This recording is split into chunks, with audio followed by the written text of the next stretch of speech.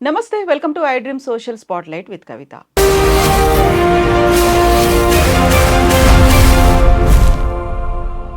మీర్పేట్లో జరిగినటువంటి ఒక సంఘటన దేశవ్యాప్తంగా సంచలనం సృష్టించింది.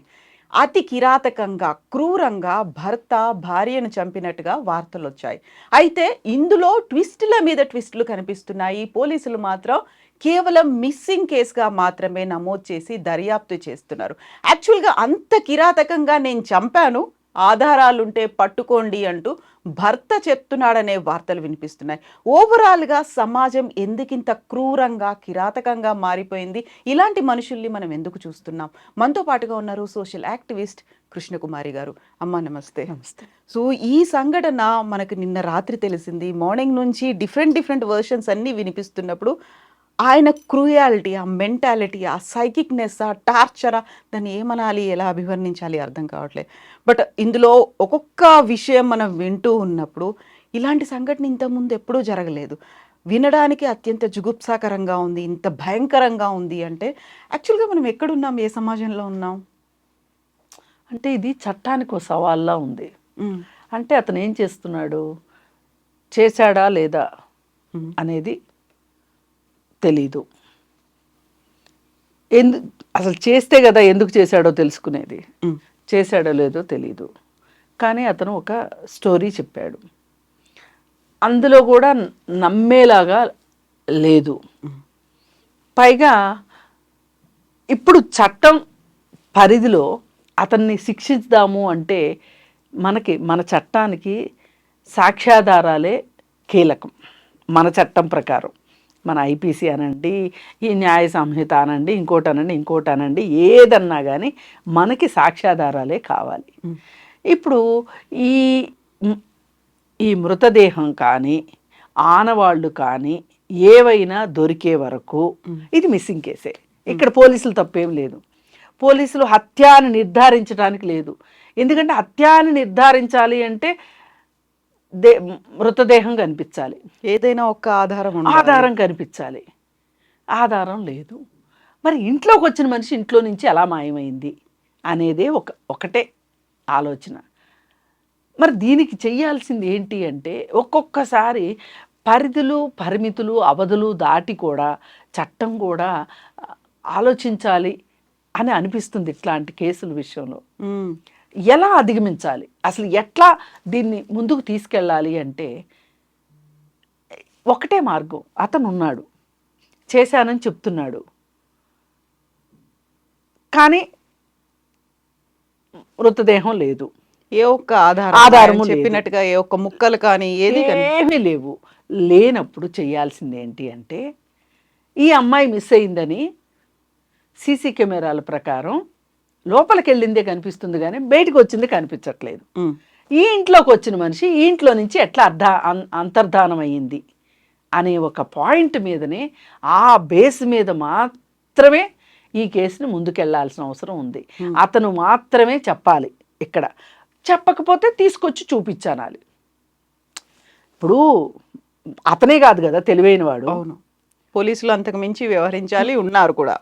వ్యవహరించాలి అంటే తమదైన శైలిని ప్రదర్శించమని నేను చెప్పను, కానీ ముళ్ళుని ముళ్ళుతోనే తీయాలి అన్నట్లు నీ భార్య ఏమైందో తీసుకొచ్చి చూపించే వరకు దీనికి నువ్వే బాధ్యుడివి. ఎందుకంటే ఇంట్లోకి వచ్చింది మనిషి, ఇది సాంకేతిక ఆధారం, దీన్ని ట్యాంపర్ చేయటం అవ్వదు. ఇప్పుడు ఆమె వచ్చినప్పుడే సీసీటీవీ పనిచేసింది, ఆమె బయటికి వెళ్ళేప్పుడు కనిపించలేదు అని కాకమ్మ కథలు చెప్తే కుదరదు. అందుకని ఖచ్చితంగా అతను చెప్పాలి. ఇతనికి ఇప్పుడు అతని మనస్తత్వం ఏంటి అనేది ఇక్కడ కీలకమైన ప్రశ్న. అతని మనస్తత్వాన్ని ఎనలైజ్ చెయ్యాలి, విశ్లేషణ చెయ్యాలి. విశ్లేషణ చేస్తేనే అసలు ఇతను ఎట్లాంటి మనిషి. ఇతనికి అబద్ధాలు చెప్పి రెండో వాళ్ళని నమ్మించి వాళ్ళు నమ్మారు అనేదాన్ని, నమ్మారు అన్న మాట వీళ్ళకి చాలా సంతోషాన్ని ఇస్తుంది. అది ఒక ప్లెజర్. నేను ఎలాంటి కాకమ్మ కథలు చెప్పినా ఎదుటి వాళ్ళు నమ్మేస్తున్నారు. నిజం చెప్పా, నిజం అన్నారు. అబద్ధం చెప్పా, సరే అన్నారు. నా దగ్గర నుంచి ఏమీ రాబట్టలేకపోతున్నారు. ఏదైనా ఇక్కడ నేనే గెలిచాను అనే మనస్తత్వం అతనిది అని అనిపిస్తుంది. ఇలాంటి మనుషులు ఉంటారు, బురుడీలు కొట్టిస్తూ ఉంటారు. అయితే ఇలా ఇది ఖచ్చితంగా ఒక్కవేళ అతను చేయలేదు అనుకోండి, ఇంత కథ ఎందుకు చెప్పాడు, ఇంత స్టోరీ ఎందుకు చెప్పాడు? అందుకే నేను అతను ఒక మానసిక రోగి అని చెప్తున్నా. అతను ఒక ప్లెజర్ని అనుభవిస్తున్నాడు. ఇప్పుడు ఈ చుట్టూ వాళ్ళు ఇంతమంది మాట్లాడుకుంటున్నారు నా గురించి, ఇంత పేపర్లో వస్తుంది, ఇంత టీవీలో వస్తుంది, అసలు నేననేవాడిని నన్ను ఎంతమంది నా గురించి మాట్లాడుకుంటున్నారు. దీని పర్యవసానాలతో పని లేదు వాళ్ళకి. ఈ ప్లెజర్ని అతను అనుభవిస్తున్నాడు. ఈ ప్లెజరే అతనితోటి పని చేయించింది. ఖచ్చితంగా ఏదో చేసి ఉంటాడు, ఇతను చెప్పిన ప్రకారమే చేసి ఉండకపోవచ్చు, ఏదో అయితే అతనే చేశాడు. అతనికి తెలియకుండా ఆ భార్య అంతర్ధానం అయ్యే పరిస్థితి లేదు.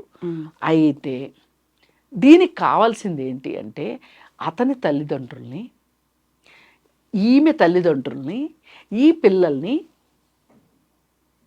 ఇతన్ని కాసేపు పక్కన పెట్టేసి వాళ్ళందరితోటి ఇంటర్వ్యూన్ కావాలి, వాళ్ళందరితో మాట్లాడాలి. అసలు ఏంటి ఇతను చిన్నప్పటి నుంచి ఎలా ఉన్నాడు, పైగా ఇతని గురించిన ఇన్పుట్స్ తీసుకోవటానికి ఇతనిని ఐసోలేట్ చెయ్యాలి. ఇతనికి బాహ్య ప్రపంచంతో సంబంధం లేకోకుండా ఒక చోట ఉంచాలి. అతన్ని ఉంచి, ఇది పోలీసులు చేయొచ్చు చట్టం ప్రకారం. మేము అతను అనుమానితులను కూడా అరెస్ట్ చేయొచ్చు. అవును, హత్య చేశాడని కాదు, ఆమెను మాయం చేశాడు, ఇంత కథ చెప్పినందుకైనా అతను లోపల పెట్టొచ్చు. లోపల పెట్టి ఈ విచారణ అంతా అవుట్ సైడ్ విచారణ చెయ్యాలి. చేస్తే ఎక్కడో ఒక చోట ఇతని మనస్తత్వం దొరుకుతుంది. దాన్ని ఆధారంగా చేసుకొని ఇతనిని విచారించి, ఇది మనోవిశ్లేషణ చేస్తే తప్పితే అందదు. అతని మనసులో అతనికి తెలుసు ఏం చేశాడనేది. కాకుంటే అమ్మా, ఇంత పెద్ద స్టోరీ అల్లి ఇంతమందికి ఇన్ని రకాలుగా చెప్పాడు కాబట్టి ఇప్పుడు అక్కడ తల్లి చనిపోయింది, తండ్రేమో ఇంత క్రూయల్గా బిహేవ్ చేశాడనే వార్తలు ఆ ఇద్దరు పిల్లలకి తెలుస్తున్నాయి. తల్లి తిరిగి రాదు, ఏమైందో తెలియదు, తండ్రేమో ఇలాంటి పని చేశాడు. ఎంత చిన్న పిల్లలమ్మా, వాళ్ళ మైండ్ సెట్ ఎలా ఉంటుంది, వాళ్ళు ఎలా పెరుగుతారు. చాలా బాధాకరం అమ్మా, చాలా బాధాకరం. పైగా అతను సైన్యంలో పనిచేసి వచ్చాడు. ఇప్పుడు DRDOలో అతను ఏదో సెక్యూరిటీ దీంట్లో ఉన్నాడు. సైన్యంలోకి వెళ్ళారు అంటేనే ఒక రెస్పెక్ట్ ఉంటుంది. నిజంగా మనకి మామూలుగా రెస్పెక్ట్ ఉంటుంది, కానీ సైనికులు ఎలా ఉంటారు, వాళ్ళ మనస్తత్వం ఎలా ఉంటుంది అంటే, నేను అందరినీ అనట్లేదు, కొందరు ఆ ఒత్తిడికి, ఆ ఆర్డర్లీ వ్యవస్థకి మానసికంగా వాళ్ళు ఎలా ఉంటారు అనేది కూడా ఒకటి ఆలోచించుకోవాల్సిన విషయం.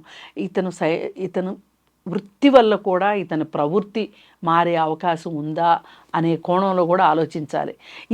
దీనికి ఈ పరిష్కారం ఏంటి అంటే, మానసికంగా సరిగా లేని వ్యక్తులు కుటుంబ సభ్యుల పట్ల ఎలా ప్రవర్తిస్తారు, వాళ్ళ వల్ల ఏ విధమైన ప్రమాదం ఉంటుంది అనేది ఖచ్చితంగా ఒక రీసెర్చ్ జరగాల్సిన అవసరం ఉంది. ఈరోజు ఇవాళ మానసిక ఆరోగ్యం గురించి ఒక అవగాహన సమాజానికి రావాల్సిన అవసరం ఉంది. మన అబ్బాయే కదా, మన అమ్మాయే కదా, మన అమ్మాయిని మనం బయటేసుకుంటే ఎట్లా, మన అబ్బాయిని మనం బయటేసుకుంటే ఎట్లా అని ఏ తల్లిదండ్రులు ఆలోచించొద్దు. మీ పిల్లల్లో మీకు ఏదైనా ఒక అపసవ్యత కనిపిస్తే వెంటనే వాళ్ళకి ఒక సైకాలజిస్ట్తోనూ సైకాట్రిస్ట్తోనూ ఒక ఇంటర్వెన్షన్ తోటి వాళ్ళ మనస్తత్వాన్ని మార్చే ప్రయత్నం చెయ్యండి. ఇప్పుడు ఈ కేసులో కూడా మనకి వాళ్ళ అమ్మా నాన్నతో ఒక సైకాలజిస్ట్ మాట్లాడితే చాలా తెలుస్తుంది. ఈ అమ్మాయి ఈరోజు హఠాత్తుగా ఇతను ఇంత దురాగతం చేస్తాడంటే నేను నమ్మను. హఠాత్తుగా ఇంత స్టోరీ అల్లి చెప్తాడు అంటే నేను నమ్మను. క్షణికావేశంలో జరిగింది అనడానికి ఛాన్సే లేదు. ఇతని మనస్తత్వం యొక్క బాధ, ఒక ఆవేదన, ఒక కష్టము ఆ అమ్మాయి తల్లికి చెప్పుకోకుండా ఉండదు. తల్లికి కాకపోతే తండ్రికి, లేదంటే బ్రదర్స్కో, ఎవరో ఒకరితో ఆమె చెప్పుకోకుండా ఉండే ప్రసక్తే లేదు. అలాంటప్పుడు అసలు ఇతను ఏంటి, ఇతను ఇప్పటి వరకు ఏం చేశాడు, ఏం చేసి అతను ఫైనల్గా ఈ కథ చెప్తున్నాడు, ఇది కథ వాస్తవమా? ఇప్పుడు ఇది కథ అనుకోండి, మనిషేది. ఇదే కథ అయినప్పటికీ కూడా ఇంత ఆలోచన వచ్చిందా, ఇంత క్రూరమైన కథ అల్లేటువంటి ఆలోచన అవసరం వచ్చిందా? ఒకవేళ చేతలే చేశాడు అంటే అది ఇంకా ఎంత దుర్మార్గం. ఖచ్చితంగా చేస్తుంటాడమ్మా. ఆ అమ్మాయిని ఏమీ చేయకుండా అమ్మాయి ఎందుకు బయటికి రాదు చెప్పండి? ఎక్కడ మాయమైపోయింది? ఎక్కడ మాయమైపోతుంది? ఇలా ఇతన్ని అనుమానితుడిగానే చూడండి, పోనీ నిందితుడిగా చూడకపోయక్కర్లేదు, అనుమానితుడిగా చూసి అతన్ని మీ దగ్గర ఉంచుకుని విచారించండి. లేదు అవసరము అనుకుంటే సైకో అనాలిసిస్ టెస్ట్ చేయించండి. దొరకని ప్రశ్నే ఉండదు, ఒక చోట కాకపోతే ఒక చోట దొరుకుతాడు. ఇప్పుడు కుక్కర్లు, రోకలి ఇలాంటివి కాకుండా హీటర్లు, ఇంకేదో కథలన్నీ చెప్పి సంక్రాంతికి వస్తున్న సినిమా చూపించి నేను తీసుకొచ్చాను అనేటువంటి ఒక సినిమా కథ కూడా చెప్పి ఆయన పోలీసులకు కూడా ఒక సవాల్, నేనే ఈ పనులన్నీ చేశాను, ఆధారాలు ఉంటే పట్టుకోండి అంటే ఇన్ని. అసలు నిజంగా ఆ సందర్భంలో అసలు పోలీసుల మానసిక స్థితి ఏంటో చూడండి. ఇప్పుడు మనం చాలా సరదాగా మాట్లాడుకుంటున్నాం ఇక్కడ కూర్చుని, వాళ్ళకి ఎంత ఆవేశం వచ్చి ఉంటుంది, ఏం చేయాలో అర్థం కాదు. వీడు నిజం చెప్తున్నాడో అర్థం కాదు, అబద్ధం చెప్తున్నాడో అర్థం కాదు.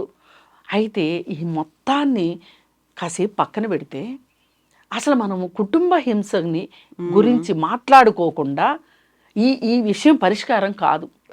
అసలు ఎందుకు ఇంత కుటుంబ హింస జరుగుతుంది? ఇప్పుడు ఒకప్పుడు ఒక అమ్మాయి భర్తని చంపేసి, స్వాతిరెడ్డి అనే అమ్మాయి ఒక తన బాయ్ ఫ్రెండ్ని ప్లాస్టిక్ సర్జరీ చేయించి అది చేసింది కదా, హాస్పిటల్ బెడ్ మీద హాస్పిటల్ ఉంచింది కదా.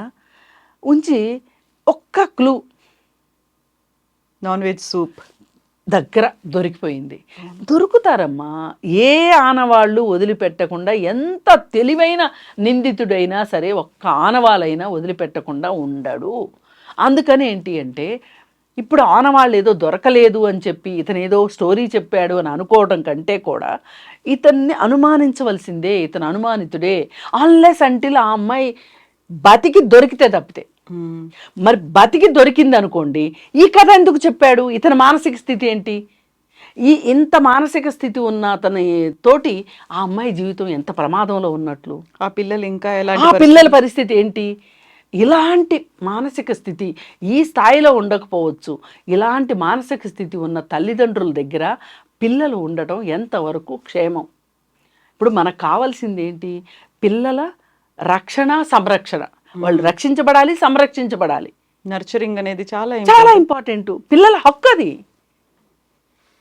ఇలాగే ఇంకొక ఎగ్జాంపుల్ తీసుకుంటే, బాంబేలో అనుకుంటా లివింగ్ టుగెదర్ ఉన్న ఒక జంట, ఆ అమ్మాయి మీద కోపం వచ్చి అతను ముక్కలు నరికేసేసి ఫ్రిడ్జ్లో పెట్టాడు. అయితే అంతకుముందు చాలాసార్లు అమ్మాయిని కొట్టాడు అతను. కొట్టిన సంగతి వేరే వాళ్ళకి చెప్పుకుంది కూడా. అసలు అతన్ని అంత భరించాల్సిన అవసరం ఏంటి ఆ అమ్మాయికి? అంత ఎందుకు భరించింది? ఒక వ్యక్తి ఇంకొక వ్యక్తిని కొట్టొచ్చు, ఇది నా హక్కు అనే పరిస్థితి ఉన్న మనిషితోటి బతకాల్సిన అవసరమే లేదు అనే ఒక ఆలోచనలో ఆడపిల్లలు రావాలి. వాళ్ళ అలాంటి అవగాహన కూడా లేకుండా ఉంటున్నారు.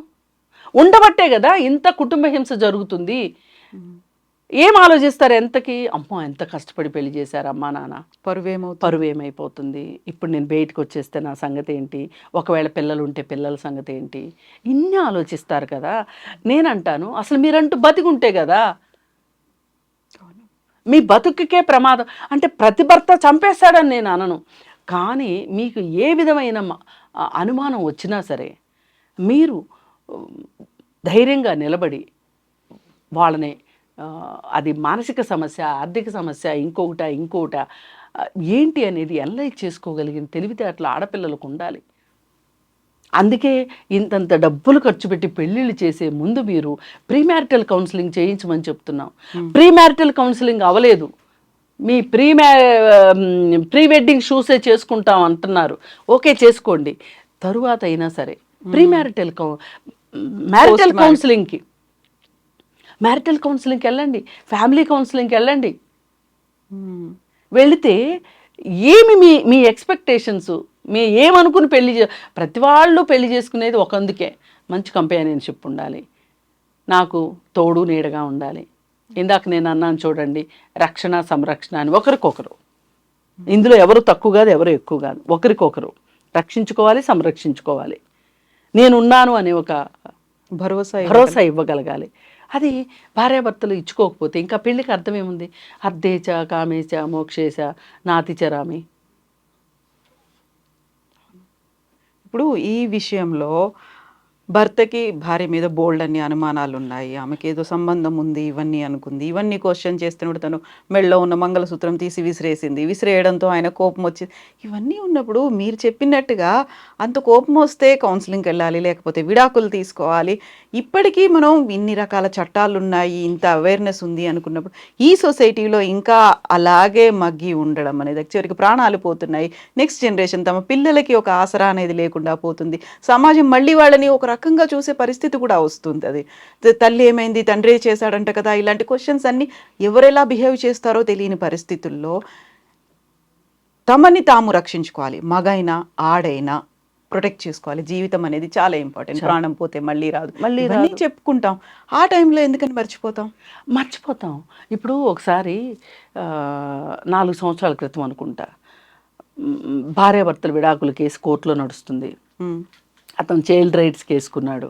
చైల్డ్ రైట్స్ కేసుకుంటే 2 పిల్లల్ని ఈమె అక్కడికి అన్నది, చెప్పింది కోర్టుకి, అతని మనస్తత్వం మంచిది కాదు, అతనిది సైకో మనస్తత్వం, పిల్లల్ని నేను అతనికి ఇవ్వను, విజిటింగ్ రైట్స్ ఇవ్వను అని చెప్పింది. అయితే కాదు కూడదు, ఇవ్వాల్సిందే, నువ్వెలాంటి తల్లివి, నీకెంత హక్కు ఉందో అతనికి అంత హక్కు ఉంది అంటే ఆ 2 పిల్లల్ని తీసుకుని వెళ్ళి చంపేశాడు. ఆ అమ్మాయి మీద కక్ష తీర్చుకున్నాడు కదా. అంటే ఇలా అప్పుడొకటి జరుగుతూనే ఉన్నాయి. మనము అన్నిసార్లు జరుగుతుంది అని అనుకోకుండా ఏ కేసుకు ఆ కేసు, తల్లిదండ్రులైనా సరే మన బిడ్డలే అనే ఒక ప్రేమను కూడా పక్కన పెట్టి అసలు వీళ్ళ భవిష్యత్తు ఏంటి అని ఆలోచించాల్సి తల్లిదండ్రులు కూడా ఉండాలి. వీళ్ళు ఆలోచించుకోగలగాలి, ఎందుకు ఇతను ఇలా ప్రవర్తిస్తున్నాడు, ఇంత అబ్నార్మల్గా ఎలా ప్రవర్తిస్తున్నాడు. ఇక్కడ మానసిక సమస్యలు కూడా ఆడవాళ్ళపైన ఒక రకంగా ప్రభావం చూపిస్తాయి, మగవాళ్ళపైన ఒక రకంగా ప్రభావితం చూపిస్తాయి. అవి ఏంటి అంటే, మగవాళ్ళకి ఈ పితృస్వామ్య భావజాలంతో కొన్ని హక్కులు మాకు పుట్టుకతో వచ్చాయి అనుకుంటారు. అలాగే కొన్ని వికారాలు మానసిక అస్వస్థత వల్ల వస్తాయి. ఈ 2 కలిసినాయి అనుకోండి, మేమేమైనా చెయ్యొచ్చు. ఇప్పుడు ఈ 2 చాలా తేడా ఉన్న విషయాలు, అలాగే చాలా దగ్గర విషయాలు కూడా. ఇప్పుడు భార్యని కొట్టడము అనేది ఉంది. ఇది ఏ పోలీస్ స్టేషన్ కన్నా వెళ్ళండి, ఏ పెద్దవాళ్ళైనా పంచాయతీలో మొగుడన్నా కొట్టకుండా ఉంటాడా? ఈ డైలాగ్ లేకోకుండా ఏ పంచాయతీ పక్కకెళ్దాం. కాకపోతే అతనికి చెప్తారు, అరే కొట్టకూడదు, అంత ఆవేశం పనికిరాదు, కొట్టొద్దు అని అతనికి చెప్తారు. కానీ నువ్వు భరించాలి అని ఈ అమ్మాయికి కూడా చెప్తున్నారు. మొగుడన్నా కొట్టకుండా ఉంటాడా? పోలీస్ స్టేషన్కి వెళ్తే అదే మాట, ఇక్కడ అదే మాట, తల్లిదండ్రులు అదే మాట. ఈ మనస్తత్వంతో పాటు అసలే కోతి కళ్ళు తాగింది అన్నట్లుగా అయినప్పుడు అలాంటి వ్యక్తి ముందు ఈ ఆడవాళ్ళ పరిస్థితి ఏంటి? ఇప్పుడు అదే చెప్తున్నా, ఆడవాళ్ళ మానసిక సమస్యలకి మగవాళ్ళ మానసిక సమస్యలకి చాలా తేడా ఉంటుంది. ఆడవాళ్ళు ఇంత క్రూయల్టీ చూపించలేరు. అంటే క్రూయల్టీ చూపిస్తారు, కానీ ఇలా కొట్టేంత, చంపేసేంత, వీళ్ళకి ఇంకొకరు సహాయం వస్తే తప్పితే చంపలేని పరిస్థితి ఉంటుంది మహిళలకి. పురుషులకి అట్లా కాదు, వాళ్ళ బలం ముందు చంపేస్తారు. అందుకే అసలు ఇంత కాలం మారిన రోజుల్లో కూడా ఇంకా పురుషాధిక్యత ఉండటమే ఒక మానసిక వరమైన జబ్బు నన్ను అడిగితే. ఈ విధంగా మనిషే మాయమైపోతున్నాడు అనేంత ఫీలింగు మీకు వచ్చినా నాకు వచ్చినా ఏంటి దీనికి పరిష్కారం? సమస్యని అనలైజ్ చేయడం గొప్ప కాదండి, అర్థం చేసుకొని పరిష్కారం ఏంటి అనేది చూడాలి. ఇవాళ పరిష్కారం ఖచ్చితంగా కుటుంబ హింసకి సంబంధించి ఏవేవి ప్రేరేపితాలు, ఏవేవి కారణాలు, మద్యపానం ఒక కారణం, ఆర్థిక సమస్యలు ఒక కారణం, కుటుంబాల్లో వెనకబాటుతనం ఒక కారణం, ఇవన్నీ సరిపోనట్లు ఈవేళ మానసిక కారణాలు, వీటన్నిటి వల్ల కూడా మానసిక కారణాలు వస్తాయి. ఇవన్నీ కూడా దాడి చేస్తున్నాయి. ముక్కు పచ్చలారని పిల్లలు, ఆ పిల్లల పరిస్థితి ఏంటి?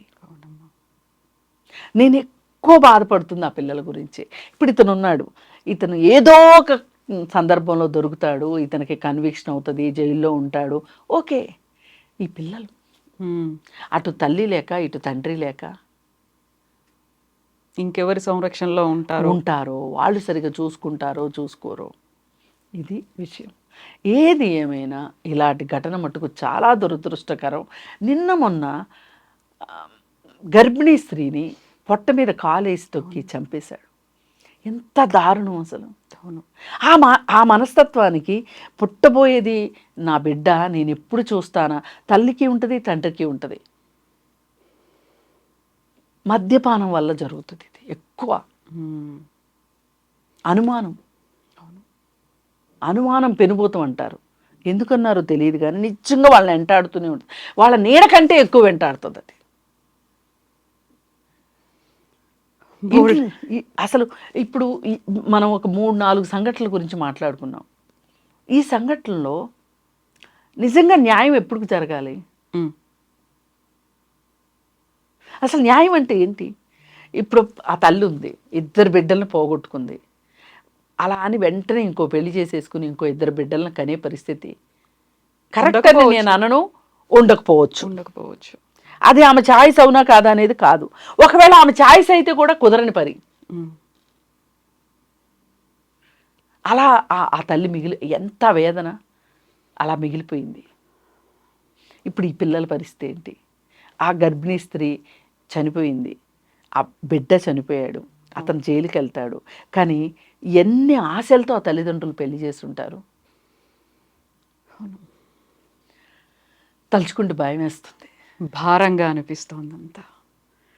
చూద్దామమ్మా ఏం చేస్తారు పోలీసులు, ఏం తేలుస్తారు అనేది. లేదు, ఒక్కటే మందు దీనికి, నీవే కారణం అంతే. అతను చెప్పి తీరాల్సిందే. లేదు, రేర్ ఎక్సెప్షన్ కింద అతను చెప్పిన దాన్ని బేస్ చేసుకుని అతనికి శిక్ష అయినా వేయాలి. లేదు అంటే అతను నిజంగా ఏం చేశాడో చెప్పించగలగాలి. అంటే ఇతను చట్టం తెలిసిన మనిషి,